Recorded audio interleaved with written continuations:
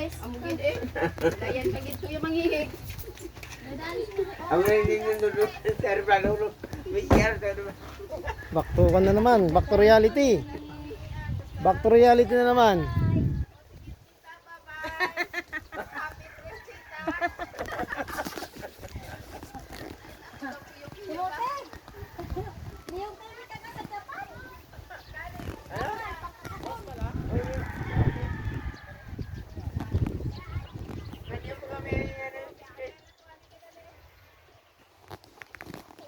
Back to reality na naman tayo, mga tropa. Balik na naman tayo sa trabaho nito.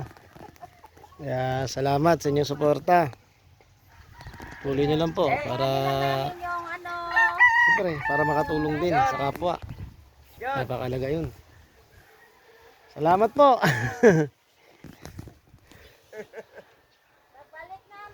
Yan si Kuya. Babalik sa sunod. Happy. Ready na ako. Ready na ulit. Si Bakbakan. Kuya. Back to reality na naman. Nakapag-ano na ng kaunti. Trabaho na naman. Kayo. Dadali natin yung Indian Mingo.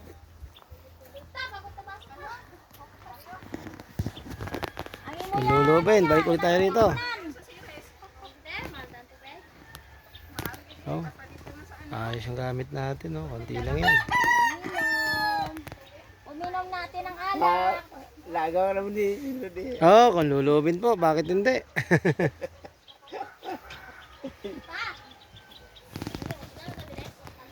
Okay po. Yata naman kami sa biyahe namin. Pal, sakay ba? Paano to? Talagang buhay. Kailangan nating lumayo para sa kinabukasan. Ay, lalayo naman kami. Para sa pangarap. Punta doon kami sa Maynila. Para sa pangarap, kailangan lumayo. Ganun talaga. Nakakamiss mo yung probinsya. Pero wala tayong magagawa kasi meron tayong mga binubuhay na pamilya. Saka maraming umaasa sa atin. Napakalaga po yun. Kaya habang may pangarap, may pagkakataon, gawin natin. Basta lumaban lang tayo ng patas. At syempre, sabayan din natin ang panalangin sa Panginoon para gabayan tayo. Kasi yung Panginoon, gagabay lang sa atin yan. Kasi kung hindi na tayo bibigyan ng buhay, ano pa kaya? Ano na tayong silbi? Hindi natin magagawa mga pangarap natin. Kaya lahat ng kapurian, pangyarihan na natili lagi sa Panginoon yan. Best friend ko na. Yan po.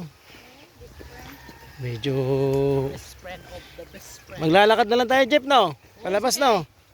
Lalakad na kayo. Oh. Lalakad naman kami. Yun yung pinanggalingan namin, no? Doon, layo. Pero walang malayo pag para sa pamilya. Kasi napakalagaan ng pamilya. Yun ang gawin nating inspirasyon, yung buhay ng pamilya natin. Kasi napakagandang gawin inspirasyon po yan, mga tropa. Nandito na lang po muna. Bye-bye.